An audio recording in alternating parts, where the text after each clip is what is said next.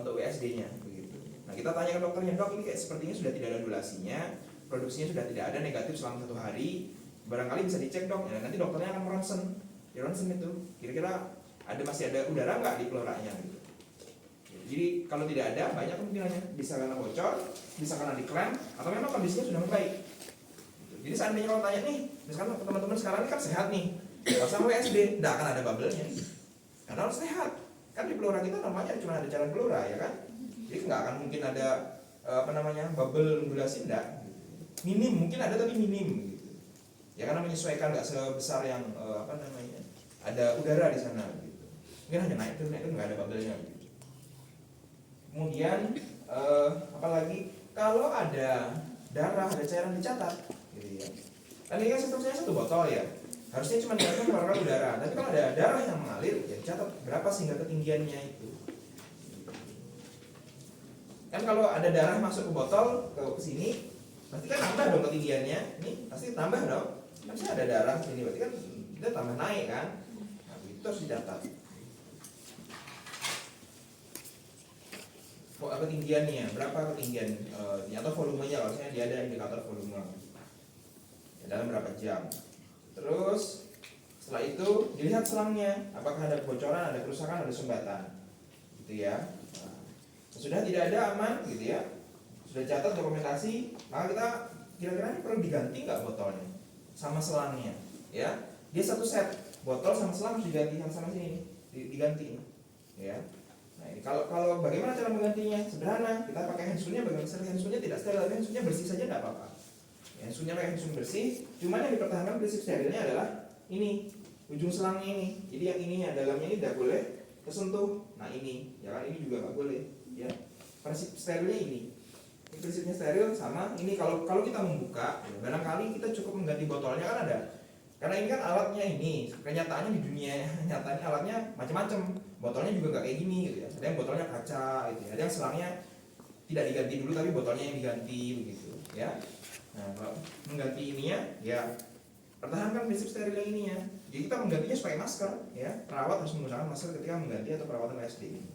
Hanya mengganti botolnya saja, mengganti dengan botol yang baru yang steril gitu. Jadi yang steril yang di bagian dalamnya ini. Kalau ininya enggak sebetulnya ya. Cuman kalau dari ruang CSSD atau steril yang supply departemen dari rumah sakit, biasanya semuanya masih steril. Gitu. Sebelum kalau sudah dipasang lah baru ya boleh disentuh ya.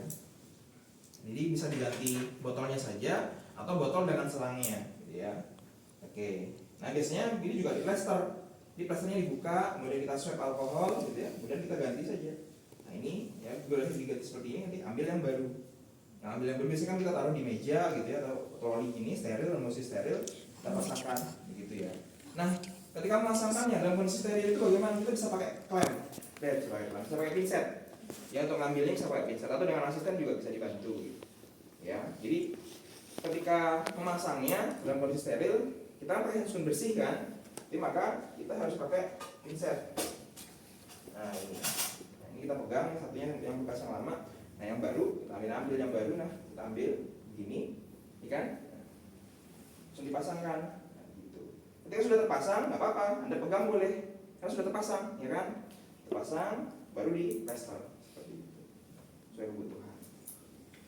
Oh iya lupa, tadi ketika ini mau melepas harus diklaim dulu. Lupa.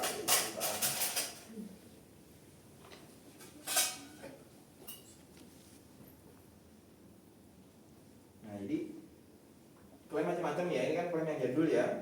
Bisa juga di selang SD-nya sudah ada klaim lainnya, diklaim dulu, baru dilepas ya. Yang lama taruh sebelah sini, ya ambil yang baru yang steril dipasangkan, gitu ya. Gitu. Nanti yang lama bisa saja langsung ditaruh di tempat yang kotor, gitu ya, alas yang lama tuh boleh. Ya. Nanti asisten yang mengangkat biasanya seperti itu. Ya. Kalau yang baru ini kita pasangkan, sudah terpasang, dikencangkan, di plester, ya pakai handsun yang bersih, baru kita lepas klemnya.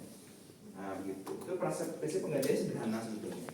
Ya jadi botol sama selang ya. Ketika ini setelah klemnya dilepas, jangan lupa ini ditaruh bawah ya. Kalau kayak ini tadi airnya bisa naik. Gitu.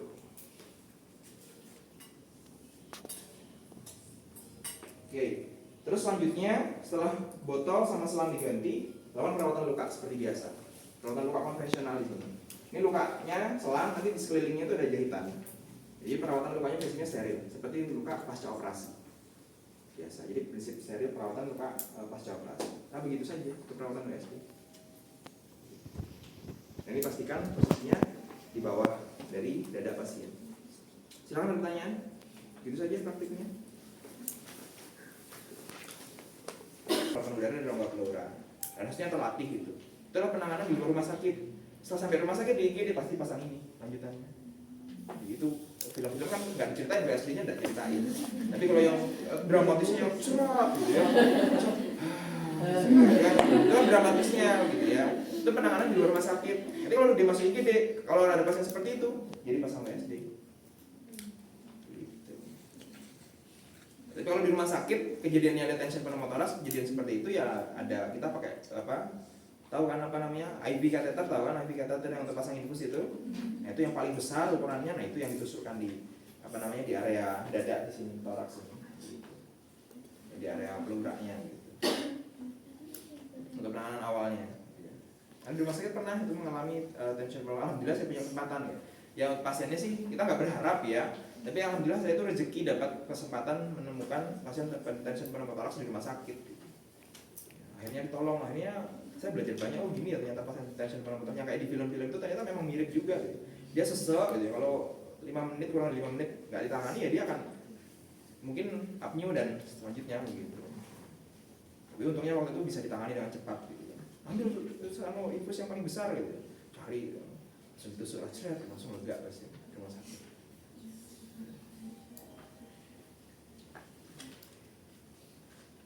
Yang lawan waktu itu perawat kepala ruangannya pulang, lucu juga sih, dokternya lagi lambat datangnya. Ya karena emergensi, namanya emergensi itu siapapun bisa melakukan ya kan. Itu di ruang rawat inap gitu ya, di Jakarta gitu.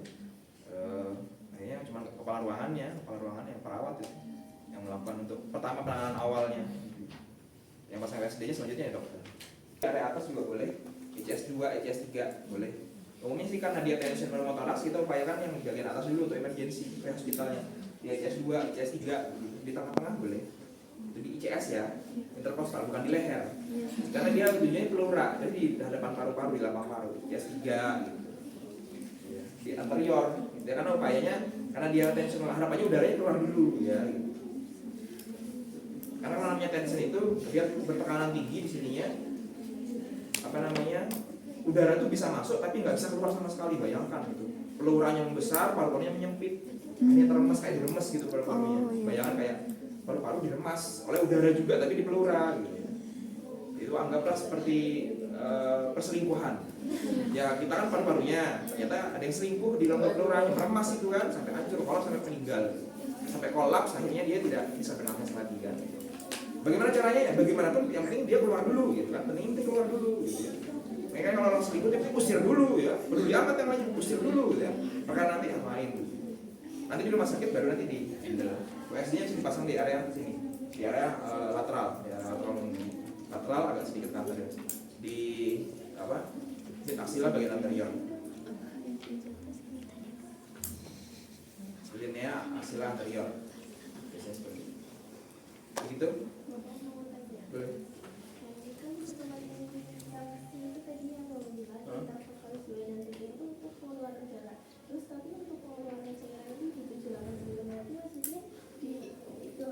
Iya, betul. Jadi biasanya kalau apa namanya efusi sama itunya kan sesuai dengan prinsip fisika ya. Kalau efusi sama hemotoraks dia akan ke bawah. ICS yang berbeda. Saya kan ceritanya tension pneumotoraks. Tension itu kan udara ya. Tension pneumotoraks atau yang pneumotoraks murni itu udara. Tapi kalau yang tadi efusi pleura atau hemotoraks ya baru di bawah dia ke bawah. Karena menurut prinsip fisika kan kalau kita tusuknya di atas, apa yang dikeluarin? Caranya numpuk di bawah, bagian bawah, paru bagian bawah. Ya begitu.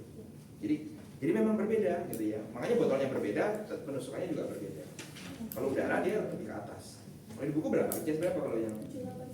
Ya itu yang efusi. Kalau yang udara? Iya 2-3. Nah itu kan berbeda. Kalau udara kan ke atas, cairan kan ke bawah gitu kan. Jadi kalau kebalik bahaya. Kalau udara, misalnya pasiennya pneumotoraks, kamu tusuknya atau dokternya nusuknya di ICS 7-8, udaranya tuh numpuk di atas. Ya Ya kan udara naiknya ke atas, cairan mesti ke bawah lah begitu. Karena sama benda tajam. Ya. Nah kalau pneumotoraks tadi kan menggunakan yang 1 botol, Pak. Betul. Sedangkan kalau benda tajam itu kan apa ada kemungkinan gitu Pak, kayak di rongga-rongganya itu juga ada darah. Ya. Terus itu menggunakan yang apa? Ya, betul. Jadi begini. Itu bukunya statementnya juga jadi penasaran. Sebenarnya pada prinsipnya 1 botol itu hanya untuk pneumotoraks. Prinsipnya seperti itu. Kalau kita berasumsi bahwa pasiennya ada pneumotoraks karena tertusuk, kita berpikir juga bahwa ada perdarahan di sana, ada vena yang tertusuk sehingga dia membaik jadi pleura, pilih saja 2 botol. Logikanya begitu saja. Jadi jangan ambil saja. Jadi makanya paling aman itu 2 botol. Udah paling ini. Meskipun pada kenyataannya menyedihkan. Nyatanya di rumah sakit cuma ada 1 botol. Kalau kamu 2 botol, kamu akan merangkai lagi sesuai dengan prinsip itu. Yang menyedihkan itu seperti itu. Jadi harus sering ganti botol. Jadi yang kenyataannya ya, ini cerita kenyataan teori ya. Kenyataannya 1 botol ya, pagi jam 8 pada pasien pneumotoraks yang gara-gara tertusuk tadi gitu ya. Kan kita tahu sudah 2 cm ya, jam 10 sudah naik jadi 4 cm. Karena ada darahnya, ada udaranya ya kan. Ya mau nggak mau ganti botol lagi. Nah, itu yang ribet, kita capeknya di situ. Pada kenyataannya ya. Tapi kalau kamu sanggup merangkainya jadi dua rangkaian yang seperti itu, nah, lebih enak. Ada yang untuk menampung, ada yang untuk seal. Itu lebih enak, 1 hari bisa bertahan. Ya tapi rumah sakitnya kalau sudah ada yang 2 botol, 3 botol, pakai yang 2 botol, 3 botol. Tapi biasanya 3 botol itu hanya untuk gubernur, wakil gubernur, anggota dewan, menteri gitu ya. Karena harganya sangat mahal, karena dia disposable dan dia sudah nggak pakai suction yang alat ini, enggak, dia kotak saja kecil seperti inilah. Nih. Seperti ya. Jadi nanti kotak aja, kalau yang 3 botol tuh enak, dia dari perusahaan alat, ditempel saja di sini gitu aja. Jadi nanti kalau sudah penuh, sedotan ininya buang. Harganya mahal ya, 1.000 ya kan, bisa kadang 8 jam ganti, 1 hari ganti lah 800.000 sejuta ya. Silahkan siapa yang punya. BPJS nggak mungkin mengcover itu, karena BPJS yang mengcover yang 1 botol atau 2 botol yang manual gitu. Jadi kadang-kadang di-excludekan. Kalau kita merangkai 3 botol yang ada pecah nanti ya, yang 2 botol aja agak repot gitu ya gitu. Jadi kalau pneumotoraks murni itu yang karena dia penyakit biasanya. Penyakit tuberkulosis, COVID misalnya gitu ya. Dan kanker paru, nah itu biasanya 1 botol murni ya. Nah, tapi kalau yang dia karena tertusuk, lebih amannya 2, biasanya 2 botol. Prinsipnya 2 botol. Kalau tidak ada tanda misal darah keluar atau okay. Darah keluar, nah itu misalkan di paru-paru kan ada di rongga pleura kan ada cairan pleuranya. Betul. Nah itu bisa tersedot sampai bisa sedikit. Nah, karena di volume jalan pleura itu sangat kecil, ya sehingga dia mungkin hanya membasahi sini saja. Jadi nggak sampai kalau 1 hari sampai nambah berapa senti enggak. Ya mungkin nambahnya sekitar 1 senti, tapi itu 24 jam. Jadi nggak usah terlalu khawatir. Ya, jalan pleura itu apalagi di satu sisi gitu ya, itu nggak sampai dia membasahi sampai meningkatkan yang signifikan, itu enggak. Gitu. Jadi mungkin menggantinya hanya 1 hari sekali. Nah, itu normal saja, tidak menjadi masalah ya. Gitu. Karena produksinya tidak masif. Yang menjadi masalah adalah kalau dia ada cairannya, ada darahnya, itu yang menjadi masalah seringnya gitu. Jadi dalam waktu 4 jam udah naik intinya 2 cm jadi 8 cm. Wah repot gitu. Capek gitu. Karena kalau botol ini di rumah sakit nggak ada botol gini, nggak ada, ini botol kaca, botol bensin itu loh. Sistemnya kayak gitu. Memang disterilisasi, botolnya disterilisasi juga, tapi masih serba manual. Akhirnya kita biasanya nutup ininya apa namanya, botol bensin, kemudian selangnya juga nggak ada tutupnya gini ya, kenyataannya. Ini kita tutup gini. Sebentar, ceritanya itu mirip apa bahasa ya. Nah, di sini kita tutup seperti ini. Ini pakai steril, tapi kasus steril ya. Makanya repotnya di situ. Capek ini pakai susu steril kita. Nah, gini. Kadang-kadang. Sebentar. Nah, seperti ini kondisinya. Ini anggap botol bensin, tau ya, botol bensin yang kaca itu tau kan? Yang bekas minuman keras itu. Nah, jadi ini kita pakai susu steril menyusunnya. Nah, ini yang lama. Repot. Nah, gini ini dipasangin pasang, kemudian kita plester gitu. Ini lembahnya kadang-kadang bocor juga gitu. Itu faktanya itu yang mesti dilakukan BPJS ya. Asuransi BPJS ya gitu. Nah, menjadikan ya, Indonesia Mas 2045 ya. Ini masih mewah, ini enak. Ya, saya juga senang kalau kayak gini mah.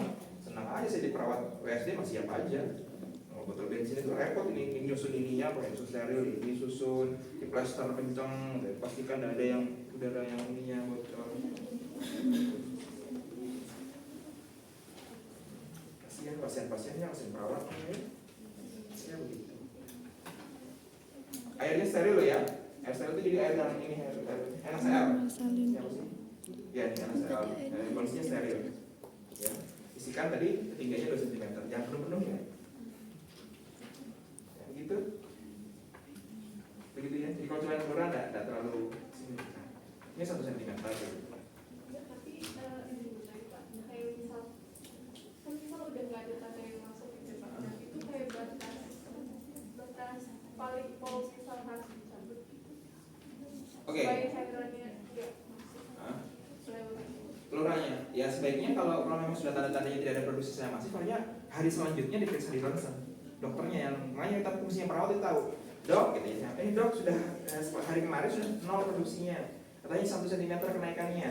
Tidak ada darah, udara juga bubblingnya juga minim, gitu ya. Hanya ada undulasi saja. Undulasi ada tapi udara tidak ada. Jadi naik tapi tidak ada udara. Kemudian pastinya sudah tidak ada tampak sesak, gitu ya. Tidak ada sebagainya, aman, gitu ya. Ini kira-kira bisa dilepas nggak dok? Atau di ronsen dulu? Dokternya kan ronsen hari itu. Hasil keluar ronsennya sore dilepas biasanya. Gitu ya. Atau besok paginya. Jadi 1 hari 2 hari dah. Ya ngapain juga terlalu lama nanti kan kamu repot. Kalau sudah nggak ada produksi, ngapain dipasang ya kan? Tujuannya mengeluarkan udara. Tujuannya terpasang ini adalah mengeluarkan udara, cairan, darah yang ada di rongga pleura. Kalau sudah habis ya ngapain tetap dipasang ya kan? Capek-capek kita kontrol terus ya kan? Dan dok aman nih kayaknya cuma 1 cm naiknya, bisa dilepaskan. Ronsen. Gitu. Ayo tanya lagi. Saya Pak. Boleh.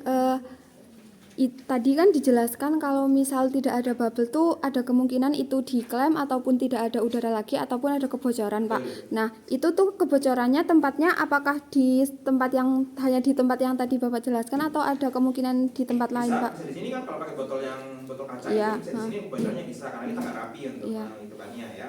Bisa juga bocorannya di sini selang yang ininya bisa jadi yang kira atau bahkan yang kita klaim tadi bisa. Atau ininya juga tidak fit, ya tidak masuk gitu ya.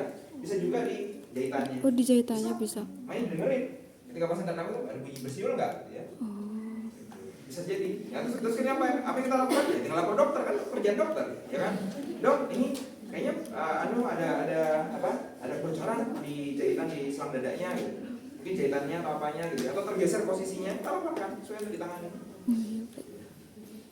Karena kebocoran itu begini, kebocoran itu kalau dia bocor, berarti kan dia nanti jadi open pneumotoraks gitu ya. Nah itu bahayanya, dia nanti udaranya masuk lagi, itu percuma juga. Kan pneumotoraks ada 2, ada close, ada open. Ya. Oh iya. Terima kasih Pak. Kalau yang open pneumotoraks, itu yang ditangani, harus ditutup. Silakan. Ya, diskusi teman-teman. Jika dana yang ini dikeluarkan itu cukup banyak, biasanya menggunakan mesin penghisap. Iya. Dengan tekanan sekitar 20 berarti itu ada di ini ada penghisapnya atau gimana? Yang mana? Yang di kotak itu iya, tinggal dicolok listrik aja dia. Pokoknya kalau yang digital, yang dia sistemnya 3 botol yang dari perusahaan itu alat medis kesehatan yang Saxon 3 botol dari perusahaan itu enak, jadi tinggal ceplakin ke listrik udah diem aja. Jadi, kalau ini manual kan, baru atur tekanan gitu. Makanya saya tadi pada kenyataannya tidak ada, saya belum pernah melihat yang 3 botol. Kenapa? Karena ribet. Bayangin aja 3 botol jejer, kaca semua, kemudian ada mesin Saxon, tidak ada yang melakukan itu. Prinsipnya ada, tapi tidak ada yang melakukan, paham ya? Secara prinsip ada, tapi tidak ada yang melakukan. Gitu. Adanya perusahaan tadi, dari perusahaan alat medis tadi, udah tinggal colokin ke listrik, yang penting dia tercolok listrik. Bahkan kalau penuh pun dia alarmnya bunyi gitu loh. Ya, kalau penuh masih waktu diganti, ini, oh bener diganti gitu aja, simpel. Ya. Gitu ya. Kenapa? Yang mana? Yang sistem 2 botol? Apanya? Apa yang pertanyaan keluar sendiri apanya? Iya, dia kan netes gitu, ngalir gitu pelan-pelan gitu ya. Pada saat tarik nafas. Kan makanya saya ceritain tadi, pada saat tarik nafas yang dari sini dikeluarkan kan gini loh. Ketika tarik nafas, itu paru-paru membesar dong. Iya. Nah kalau paru-paru membesar, berarti kan pelurannya tertekan dong. Nah iya, jadi kan pelurannya menekan ke sini. Pada saat kita menghembuskan nafas, itunya membesar dong, pelurannya membesar kan, gitu ya. Makanya dia narik lagi sedikit. Jadi kebalikan. Jadi pada saat tarik nafas, maka udara yang keluar dari rongga pleura. Ini makanya saya bilang ini bukan di paru-paru tapi di rongga pleura. Gitu. Jadi kalau seandainya di paru-paru ketika tarik nafas, barangkali ini tersedot, bener ya? Kalau seandainya ujungnya selang ini loh, seandainya ujung selang ini di paru-paru, kita tarik nafas, tersedot airnya. Tapi ini enggak, karena ini di pleura. Ketika tarik nafas, paru-paru mengembang, pleura mengecil, tertekan, akhirnya jadi yang keluar. Tolong bedakan ruangan paru sama ruangan pleura itu ruangan yang berbeda.